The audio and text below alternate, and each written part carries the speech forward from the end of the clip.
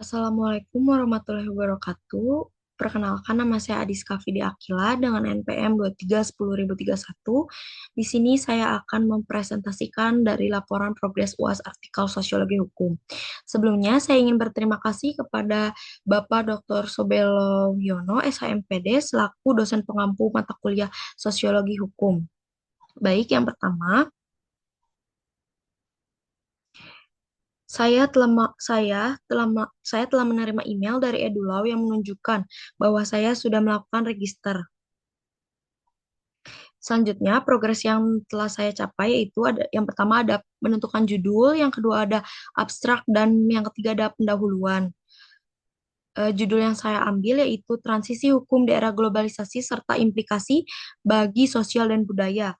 Alasan saya mengambil judul ini karena sesuai dengan CPMK yang saya pilih, yaitu tentang menyimpulkan transisi hukum dan masyarakat. Baik, abstraknya yang saya akan bacakan yaitu era globalisasi membawa perubahan signifikan dalam sistem hukum yang berdampak luas pada struktur sosial dan budaya masyarakat. Transisi hukum di masa ini ditandai dengan adopsi berbagai metode dan konsep hukum asing seperti metode omnibus law dan gugatan kelompok yang berasal dari tradisi hukum Anglo-Saxon yang mulai mempengaruhi sistem hukum nasional yang sebelumnya berbasis civil law. Perubahan ini tidak hanya mencerminkan penyesuaian terhadap dinamika global, tetapi juga menimbulkan implikasi terhadap tatanan sosial dan budaya, termasuk dalam hal interaksi antar bangsa, perlindungan hak individu, dan tata kelola hukum yang lebih responsif terhadap perkembangan teknologi digital.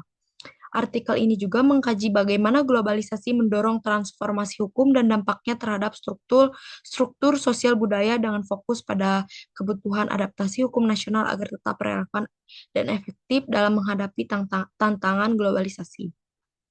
Selanjutnya ada pendahuluan, yaitu globalisasi telah menjadi kekuatan dominan mengubah cara masyarakat hidup, bekerja, dan berinteraksi dalam konteks hukum globalisasi mempercepat adopsi norma dan standar internasional yang seringkali bertentangan dengan sistem hukum lokal, khususnya hukum adat yang berakar pada budaya tradisional